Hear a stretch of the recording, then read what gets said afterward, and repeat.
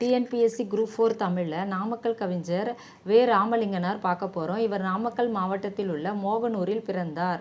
எங்கள் தமிழ் பாடலை எழுதியவர் இவர். இப்பாடல் எந்த வரியில் ஸ்டார்ட் ஆகுனா, அருள்நெறி அறிவை தரலாகும், அதுவே தமிழன் குரலாகும், முடியறது தேன்மொழியாக முடியும். இதை ஞாபகம் வச்சுட்டு இந்த நாமக்கல் கவிஞர் எழுதுங்க. இவர் தமிழறிஞர், கவிஞர், விடுதலை போராட்ட வீரர் என பன்முகத்தன்மை கொண்டவர். காந்திய கவிஞர் என்று அழைக்கப்படுபவர் இவர். தமிழகத்தின் முதல் அரசவை கவிஞர் இவர்.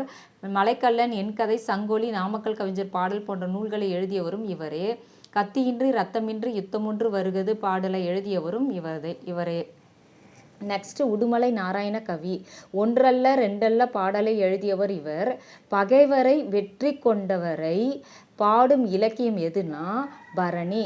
பகுத்தறிவு கவிராயர் என்று புகழப்படுபவர் யாருன்னா உடுமலை நாராயண கவி.